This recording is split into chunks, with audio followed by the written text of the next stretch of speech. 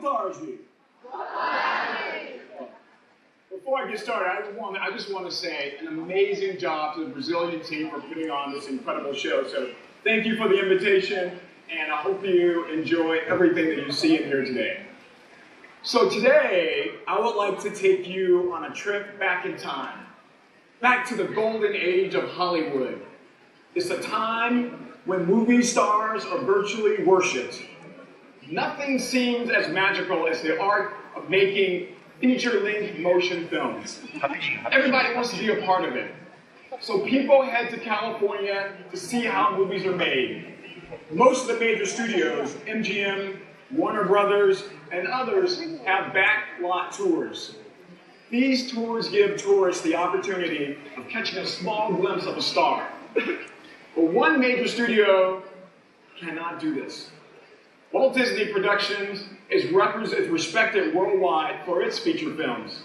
Its founder, Walt Disney, is a genuine celebrity. Letters pour in from around the world for people who want to take part in Walt Disney studio tours. Except, Walt Disney doesn't have a backlot. He doesn't have a backlot tour at all. So, up until the middle of the 20th century, the Disney studios in Burbank really devoted themselves to these hand-drawn sketches and animation. So what Walt had were artists, buildings full of artists that would sit down and sketch these animations on boards. They were fascinating for about, 2 minutes, but then you lost interest. They didn't have the magnetism of a crowded film set, but Walt knew what he wanted to do. Walt knew how to make animation different. Walt understood how to awaken the emotions, the deep, moving emotions in the hearts of his audience. He understood how to make the storytelling very important. Then it struck him. Walt didn't want a backlot tour. He didn't even want to show people how stories are made through filmmaking. Rather, he wanted to invite people into the story. To do that, in 1955, he created what is known today as Disneyland. Today, more than 6 decades later, this dream has continued to grow. Let's take a look.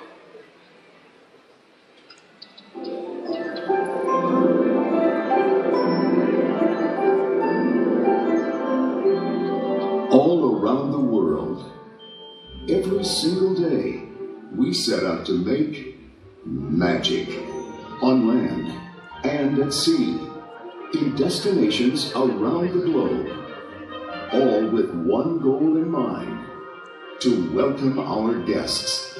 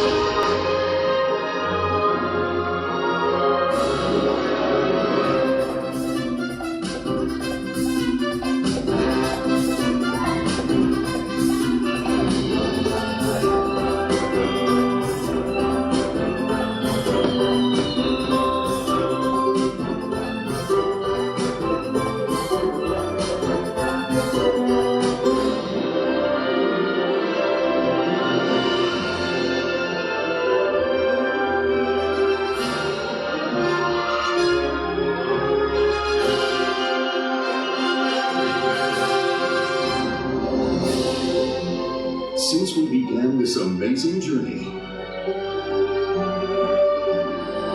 over 2.5 billion people have traveled along with us.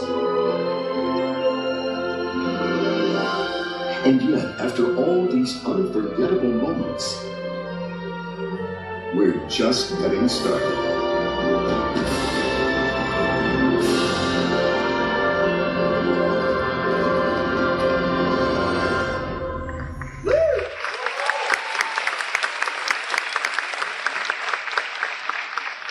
Today, there are 6 world-class Disney vacation destinations with 12 theme parks, 51 resorts operating in North America, Europe, and Asia.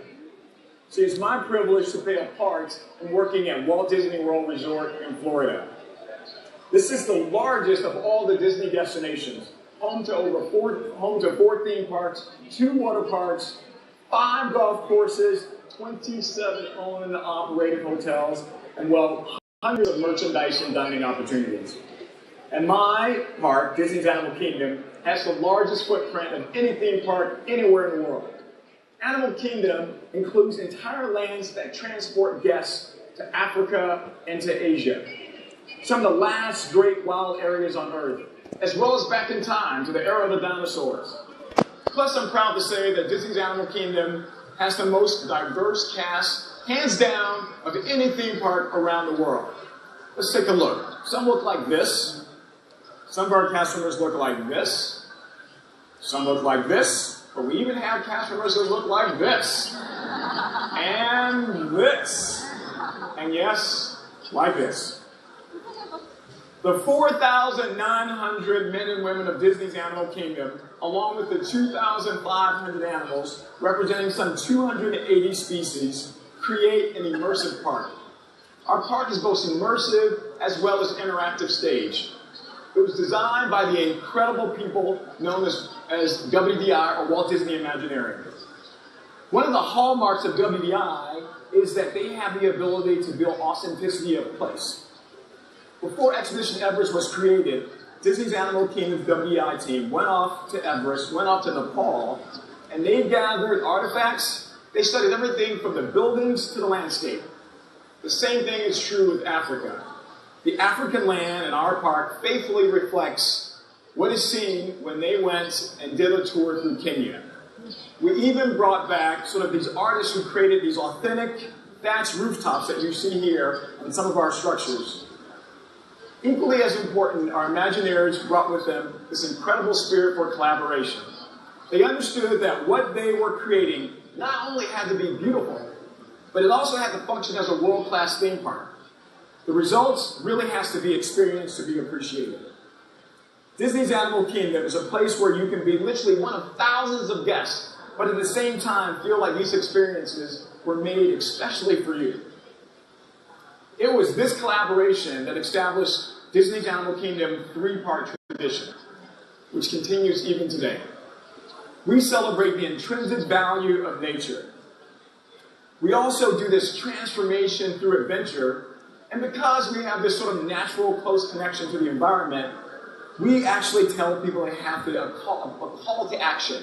It's important for people to leave Disney's Animal Kingdom and believe that they have to protect all those great places around the world. Plus, our guests come here for pleasure. So, of course, it has to be fun. Our guests have always loved Disney's Animal Kingdom. Many consider it as their favorite park at Walt Disney World. But previously, Disney's Animal Kingdom had to bid adieu when the sun went down. A common request was to find ways to extend the magic into the evening. That prompted a lot of discussion. What would it look like? Well, with some of our classic attractions like Expedition Everest and Cali River Rapids, the answer was kind of easy. Both had significant outdoor elements. So by day, guests were experiencing these through a bright Florida sunshine or heavy overcast. But by night, on the other hand, we could provide the setting. We could provide the right lighting that created exactly the mood that we wanted. So operating these classic attractions actually, after dark, actually gave us an opportunity of creating like a totally new attraction. Take, for instance, Expedition Everest. There's this exciting part about the Everest ride when this car is like racing up and it comes to the rail system that has been sort of ripped apart by the legendary Yeti. And at night, the only thing you see beyond these rails, you see the moonlight, you see twinkling stars. That was kind of easy. But what about Kilimanjaro Safari?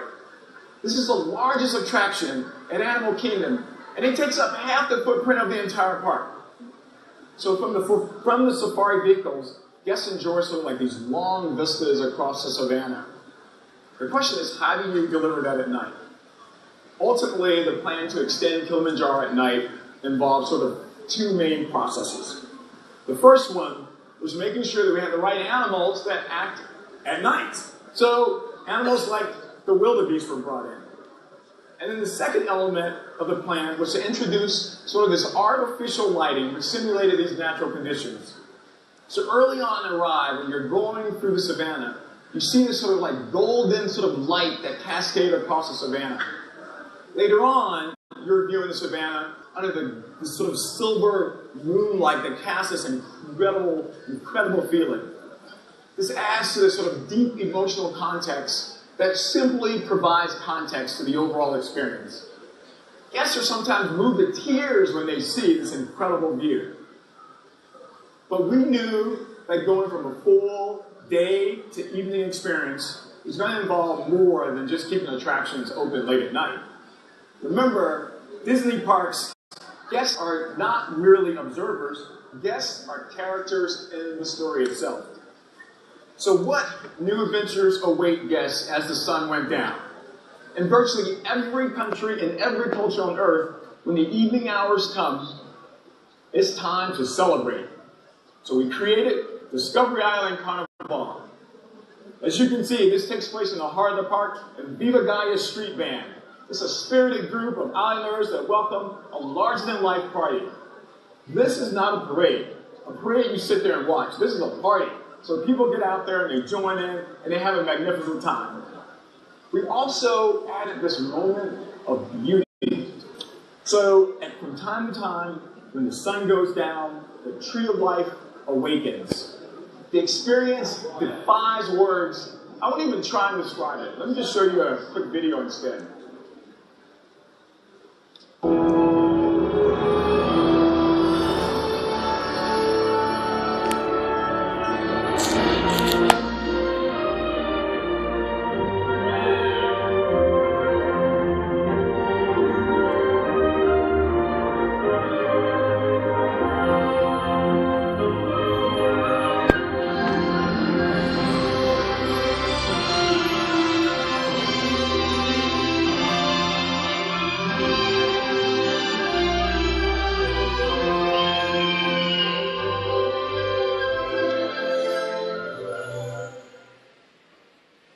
That takes my breath away every time I see it.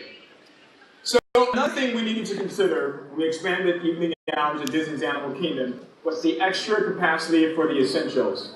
The entertainment was feeding the hearts, but we also needed something to fuel the body. So we created Harambe Marketplace, patterned after the actual open-air marketplaces that you see in East Africa. It's a plaza featuring 4 unique walk-up windows. You can pick up chicken tenders, growlers, spice rub ribs. You can even pick up these delicious libations, these drinks. And everything is absolutely amazing. In the area of food and beverage, we also added one of my favorite places, and that is Tiffin's. Tiffin's is a signature restaurant. And the word tiffin is an Indian word in origin. But its custom actually replaced sort of the high tea portion during the colonial period of India. The closest word that we have to it in English is lunch. But in India, it means a lot more than lunch. On the eastern coast of Africa, largely settled by the people from India, it is a basic part of the vocabulary. Inside of Tiffin's, the decor is based upon the artwork and artifacts that our WDI discovered as they traveled the world to discover how to build Disney's Animal Kingdom. Tiffin's is the one place where you find all this research come together, and it's there. After dinner, as a token of our appreciation, every guest gets this uniquely suitable for framing artwork that was created by Joe Rohde, the lead Imagineer who helped bring Animal Kingdom to life. Now, when we talk about a theme park after dark, there's one more element that everyone expects. And I'm talking, of course, about nighttime spectaculars. See, normally these involve fireworks, but fireworks are very noisy, right? And we don't want to make those sounds interrupt our animal cast members. There's nothing worse than waking up to a grumpy gorilla in the morning. That is not cool. So, with collaboration between Disney's Imagineering and the entertainment department, we were able to create Rivers of Light. Rivers of Light is a beautiful, wonderful combination of light, sound, and beautiful music. We'll go into the next set of words. There it is. It is a timeless show that celebrates the celebration of life. It has both music and narration of life. It's unlike any other experience that you've ever seen before. It features, as you can see, these clusters of lanterns that shift from owls and tigers and elephants. It's magnetic, and it culminates in this triumphant sound of color and earthly elements. Now, it contains no fireworks, nothing at all, not even a single skyrocket. So, we've added a lot to Disney's Animal Kingdom over the past few years, but this change to a full day and night experience requires one more element. This was the creation of an entirely new world, an entire new land, the first in Disney's Animal Kingdom since 1998. It is absolutely unlike any land at any Disney park in the world, as a matter of fact, on Earth.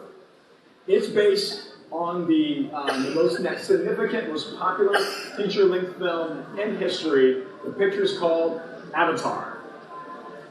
To design and build a whole new land themed after Avatar, the Walt Disney Imagineering team joined with a major movie studio called Lightstorm Entertainment. Our challenge was to build a land that had previously only existed in the mainframe of Lightstorm's computer. And Lightstorm actually helped us meet this challenge. The person you see right on the screen on the far left is John Landau. John Landau, along with the director, James Cameron, he was the co-producer of Lightstorm's most famous pictures, Titanic and also Avatar. His resume is virtually impressive. 2 Golden Globes, 1 Academy Award, and about 5 other major awards. Believe it or not, during the final days of building Pandora, John actually, for all intents and purposes, moved in to help us build this thing. We would not let him home until it was over with. It was not a technical or consultant, but physically involved in the place. This expansion represents the culmination of the parks and resorts strategy. We invested in our theme parks with new and timeless stories that drive repeat visitation for our guests. And our guests, they love it. Avatar is a perfect fit for Disney's Animal Kingdom because it shares the same core values: belief in storytelling around family, loyalty, living in harmony, and a belief in oneself. Pandora, Disney's Animal Kingdom, allows our guests to journey to distant worlds where mountains float and they defy gravity, where nature comes alive in brilliant bioluminescent glow and mystical rivers run, where you can soar across alien landscapes and skim across the waters of ancient oceans that are 4 light years away from Earth. There's so much I can tell you about this, but I think it's better if I showed it to you instead. So here's a video of what awaits guests when they come to Pandora.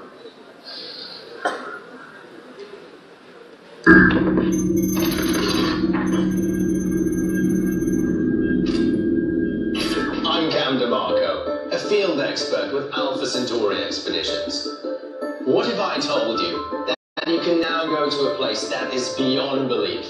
A place where I would say has the wildest outdoors in the universe, except it's not even in your solar system. A place where the only thing wilder than the things you can see are all the things you can do. This place is Pandora, the world of Avatar at Disney's Animal Kingdom.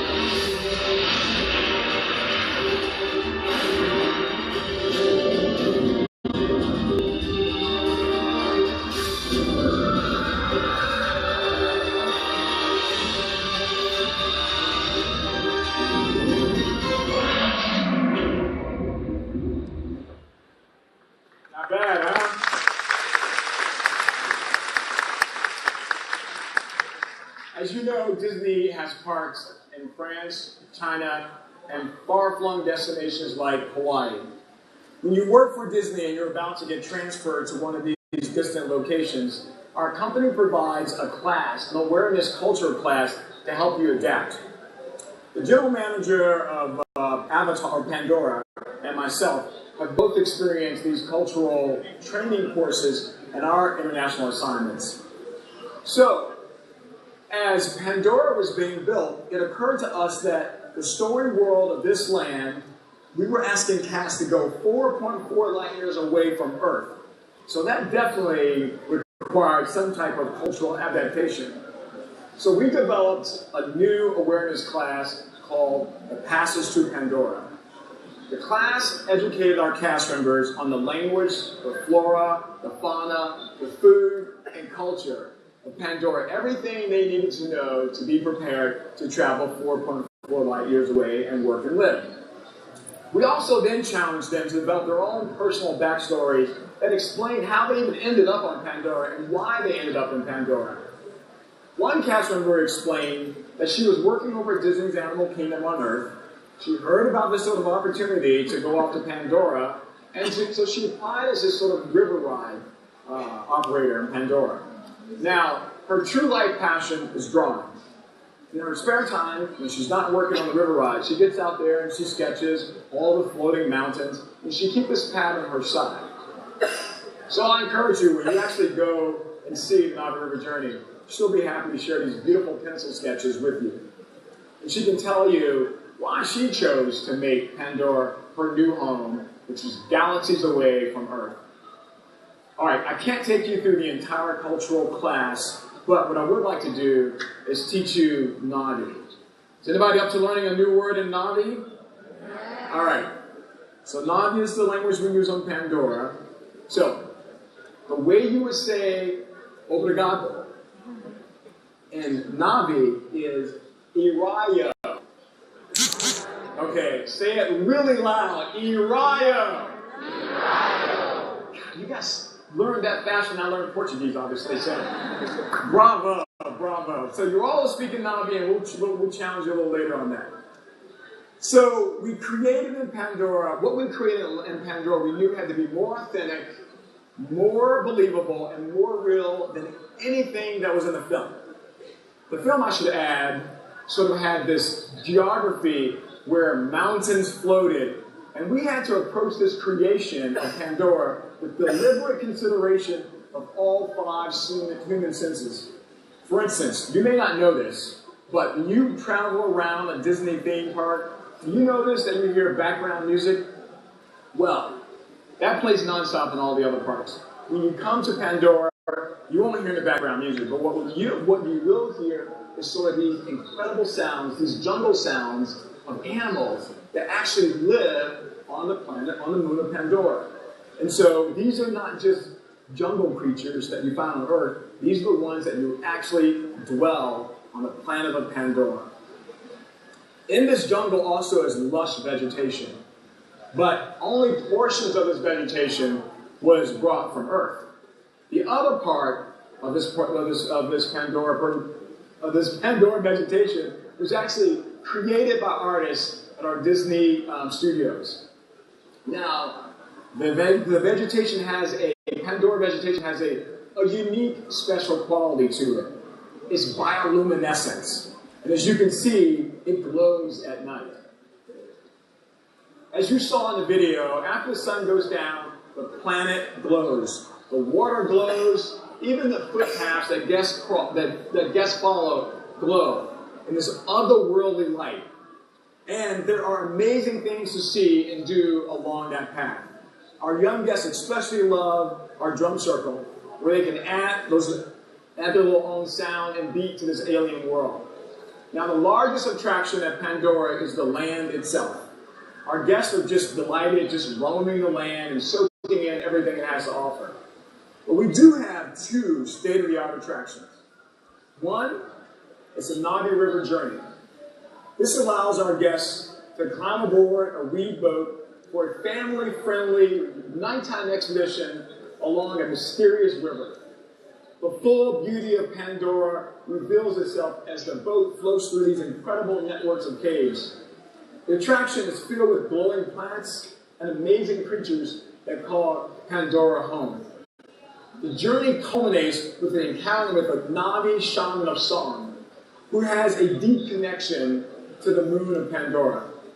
The shaman is our most lifelike audio animatronic in any Disney park, anywhere.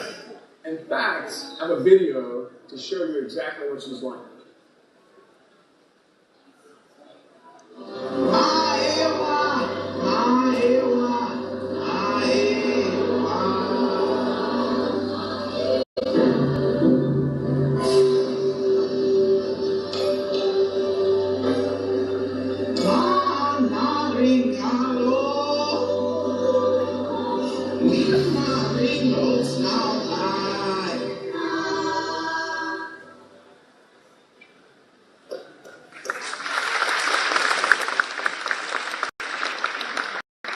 Now, the Navi River is this tranquil and calm attraction. The other attraction, not so much. If you saw the movie, the original film Avatar, and you walked out the way I did, the first thing I said is, I want to ride on a banshee. Well, in Avatar, the Flight of Passage, man, you get to do exactly that. You get to ride on a banshee. But you're riding this banshee for a purpose. So in our queue, as you're walking through the queue, you'll come across these laboratories that are being used for research. You see avatar bodies containing both Navi and human DNA being grown. Further on in the queue, you'll learn that an ikron, is the word, a Pandoran word for a banshee, and a banshee is a keystone species. So when a keystone species is in decline, scientists always know that something has to be corrected in the environment. So it's important to understand the banshee closely and how they are related to the environment. So to help guests understand this, we invite them to actually ride on a banshee. Except people can't ride on a banshee, right? They cannot make the bond. So the first thing we have to do is get our guests to be paired with an avatar. Once this is done, we lead them to a place where they can experience in real time what their avatar is doing many miles away on this first experience, this first flight that you saw in the movie. This is a full sensory experience. The first two elements happens by sense of touch. You get this sort of like tingling feeling that's created when you make this bond. And then you feel this sort of breathing between your legs. The banshee starts to breathe itself. Then the flight begins. Okay, I don't want to spoil it for you, but let me just tell you, when this thing takes off, you dive headfirst down this very, very high cliff. Then the action starts. Our guests have quickly figured out that there are 192 individual vehicles on this ride system.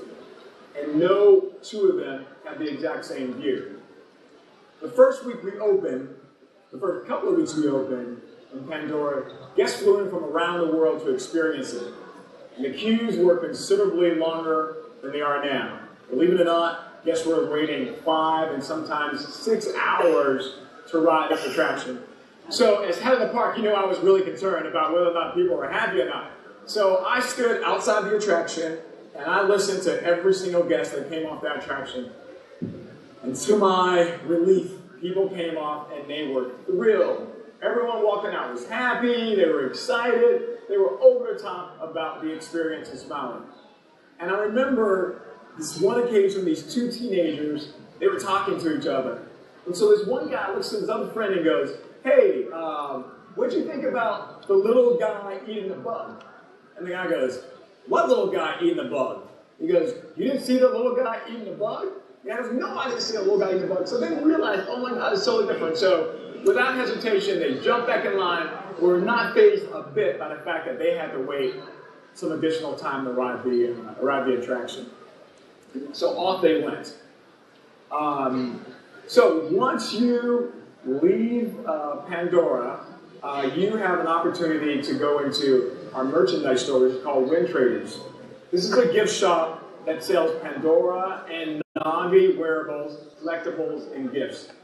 The merchandise in Wind Traders is not found anywhere else, so it's uniquely and special. Here, you can even adopt your own Banshee. If you've seen pictures, you see kids walking around with them. And when you're ready to eat, you leave Wind Traders and you head over to Satuli Canteen. It provides authentic Pandorian food and beverage. For explorers from Earth like yourselves, you might want to look for some familiar flavors.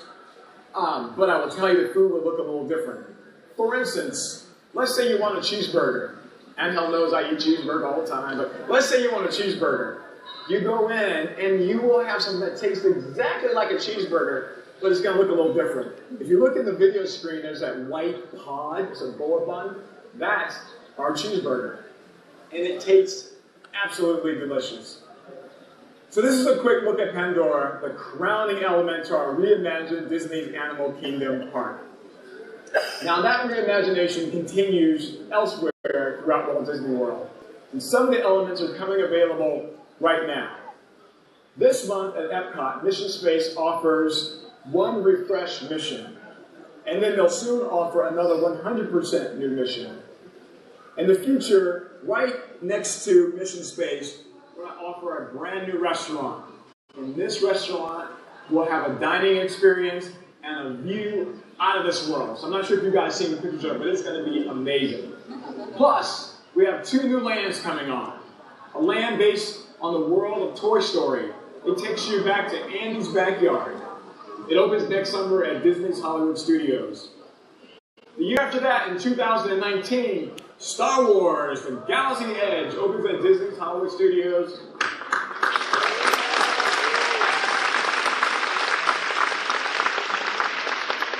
You have the 2 opportunities, Disney Hollywood Studios as well as Disneyland in California. So in 3 years, we will have opened up 3 new lands, and these 3 new lands are based after the greatest entertainment franchises ever.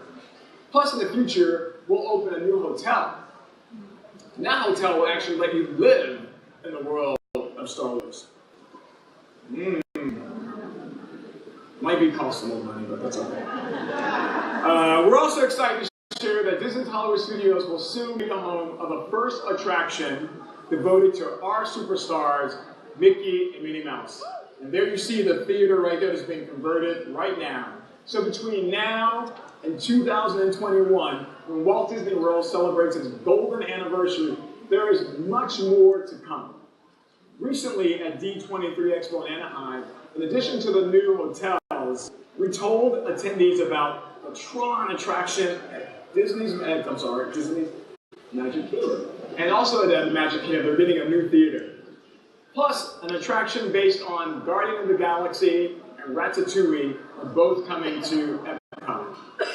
Meanwhile, we already have plenty to keep you entertained and delighted and transformed over the space of a week or 2 or even 3 at Walt Disney World. So come see us soon, experience the magic for yourselves.